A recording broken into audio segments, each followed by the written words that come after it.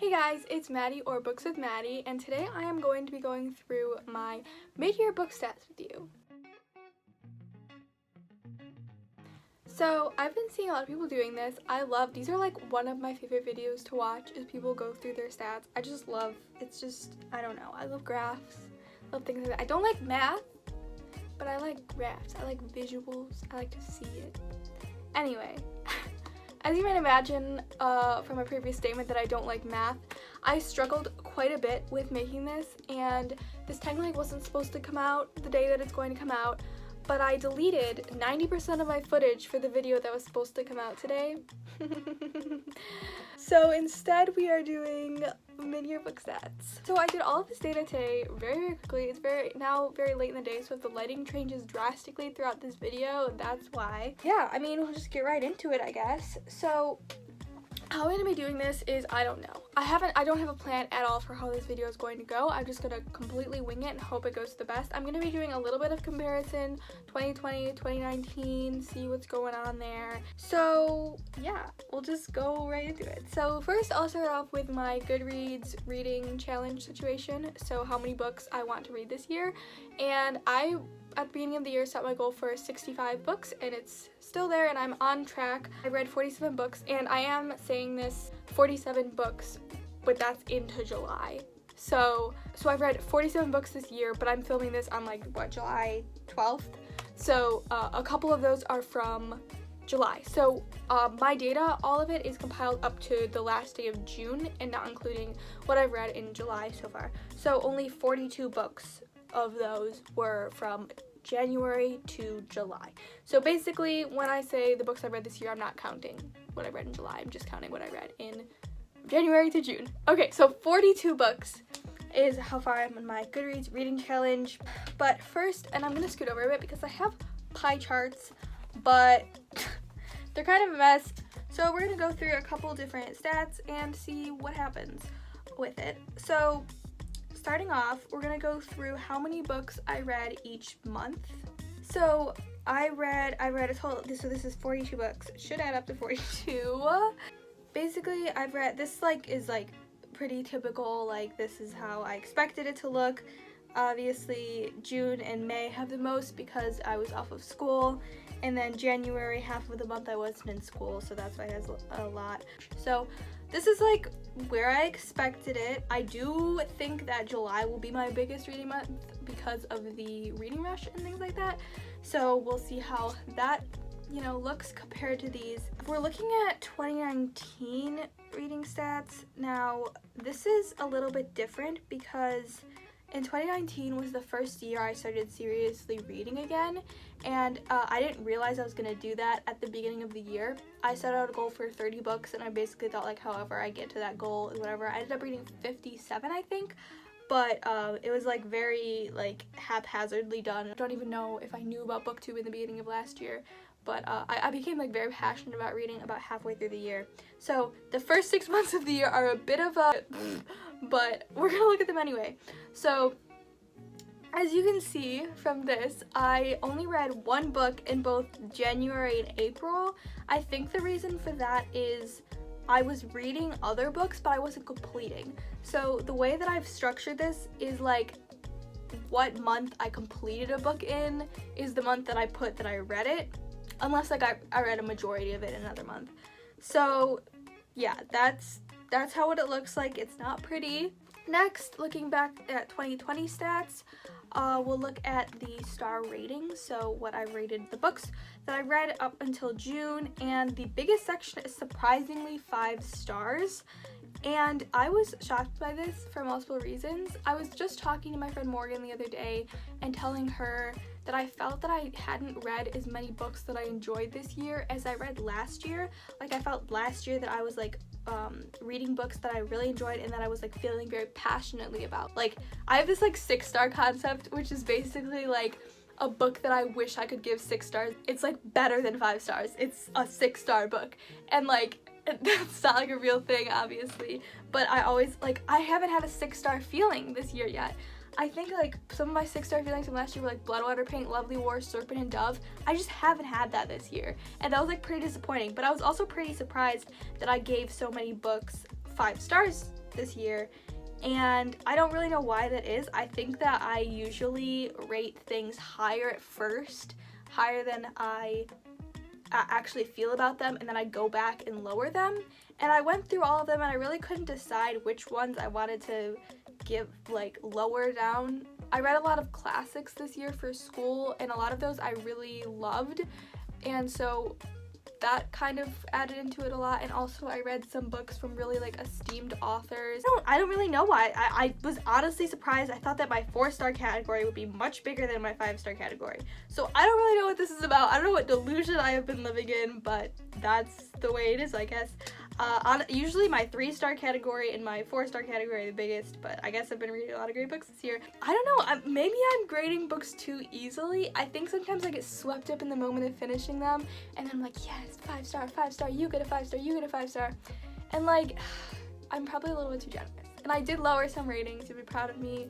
I lowered some ratings for some books that were very difficult to lower them, but I did do that, and yeah. Next, looking at like the mode that I consumed the book, so either physical book, like reading it with my eyes, you know, ebook, so reading it with my eyes, but either on a Kindle or on my phone or laptop or whatever, and then audiobooks, or both, and by both I mean listening to the audiobook whilst reading it. So the majority of the books here were physical, which doesn't surprise me. It's like how I read the fastest usually. Both, I also expect that to be a huge chunk, especially during school when I was trying to get through like really dense material really fast. I would oftentimes listen to the audiobook while reading along, because actually sometimes that does make me read faster when I'm listening to the audiobook while reading. That's probably how I read the fastest actually, but it just feels too rushed when I do that a lot of times. So I prefer, my favorite way I should say to read is just physical.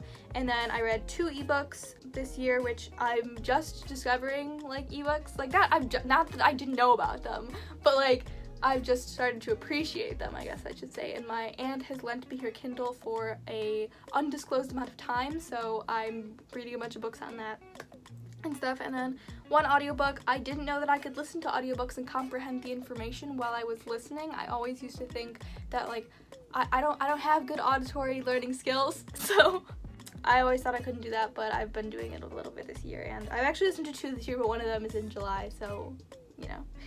Last year, basically all of them were physical books because I didn't do it anyway. A couple of them were like both like listening while reading, but I didn't do any audiobooks, just audiobooks or ebooks last year. So yeah. What's next? Genre. So this is really interesting. This is my favorite one. Here's the pie chart. So as you can see, my biggest category is fantasy, which doesn't surprise me. Fantasy isn't my favorite genre, historical fiction is, but the reason I usually have a lot of fantasy is because I like to read, like, if I start a series, I like to read it all at once and just like get it out of the way, and so that's probably why I have them as fantasy. And then fiction is contributed to by school, like when we were just reading general fiction, because I am an English major, so we read a lot of like general fiction. And then same with classics. I ended up combining dystopian and sci-fi together because sometimes I can't know the difference. Thrillers is my smallest category. No one is surprised. I need to read more thrillers. I thought I had read more than 1 thriller this year, but I haven't. And that's shocking to me because I feel like I have, and I feel like I've been saying that I have, but I have not. I've only read Gone Girl, and it was just so good. Maybe that's why I haven't read any other thrillers. I'm not really sure, but last year my genres, let's see what they looked like. Okay, so in the first 6 months of last year, I had only experienced 6 genres as opposed to the 10 which I sorted into this year. My biggest category was by far dystopian and sci-fi, which is not shocking to me at all. I was very much trying to read what everybody else had read while I wasn't reading. So I read like Legend, Divergent, what else did I read? The Darkest Minds, Scythe. I was just trying to catch up on everybody else. And so I read a bunch of dystopian because I didn't know about like all of the fantasy that I had missed as well. And so now I'm trying to catch up on that this year, but it's not going very well. But yeah, so that's what it looked like last year.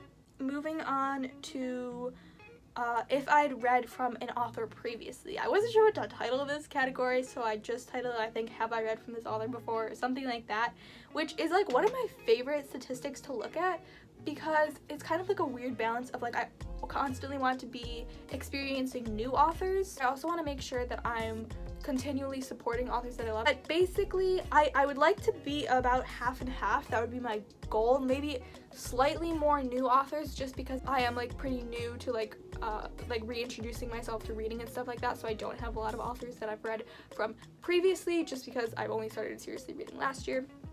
Again, it was like almost half. Like, this is like a good place. Like, I feel like it's like almost 60-40. Like, that's a good place where I kind of want to be. So it was almost 43% was I have read from this author before, and 57% was no, I have not read from this author before. And that's like right around where I'd like to be, so I was really happy with that statistic. Last year was obviously like very much, not like stacked against me, but like very different. Like, I had read a lot more authors that I hadn't heard of before than I have. I think it was 10 that I hadn't read from before and 6 that I have, which was a pretty surprising statistic. Let me see why that is. What did I... Oh, it was because I reread the Maze Runner trilogy, which I had read before, and so I had read from the author before. And then I also reread the first 3 books of the Mortal Instruments series, which I had read in like middle school, and so those are the 6 books that I had read from the author before, and they were just rereads, so technically it wasn't like an author that I read. That doesn't really count. But yeah, okay, so now we're gonna look at publication year, which is something that I think is really cool to look at.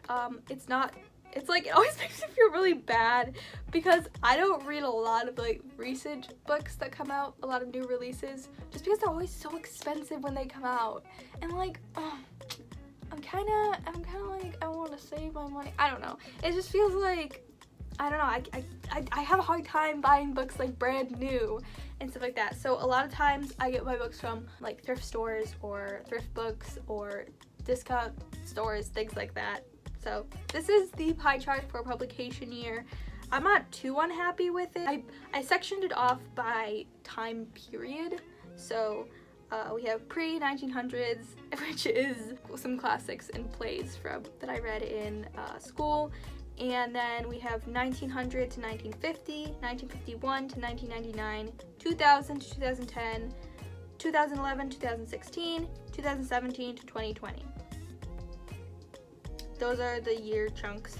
My biggest chunk is 2011 to 2016, which isn't too surprising to me. I kind of regret this pairing. I think it should have been 2016 to 2020. That would have been more even. Why didn't I do that? Oh my gosh, why didn't I do that? Why would I not do it evenly?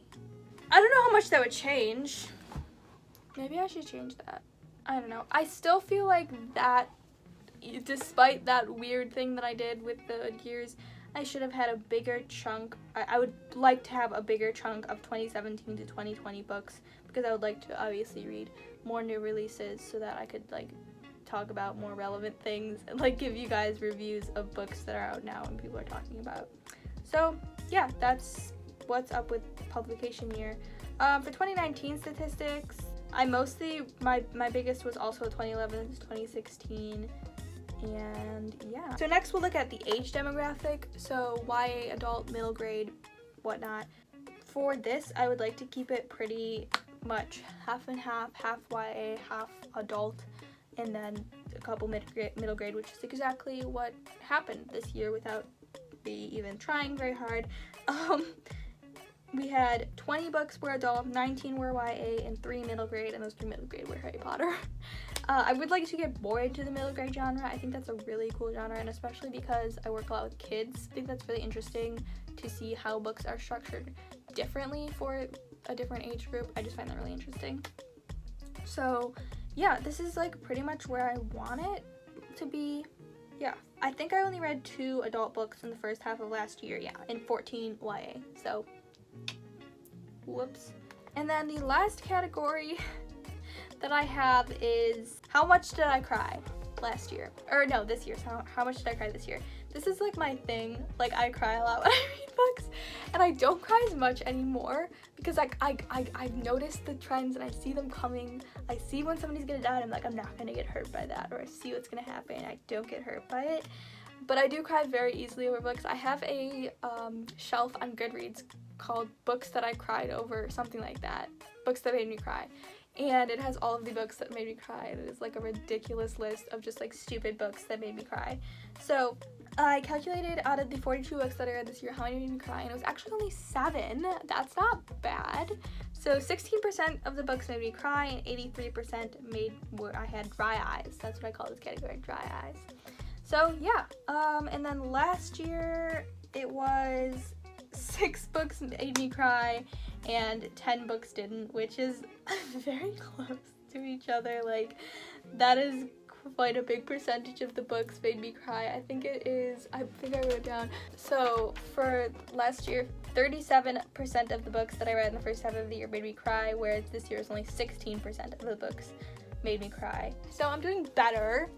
You know, we're getting more stable. But yeah, I think that's about it. I hope this video wasn't too much of a disaster. It was very difficult to come up with all of these stats and put them all together in a comprehensive way of appearance.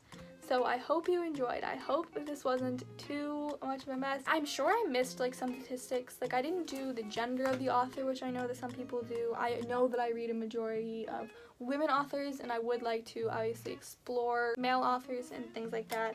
Other people do page count, but I, like, a lot of my books are pretty much the same length, so I don't think either of those statistics would have been very exciting. But if there's anything else that you're curious about, let me know in the comments below, and I will put those statistics together, maybe post them on my Instagram or my Twitter or something like that if there's anything else you're curious about.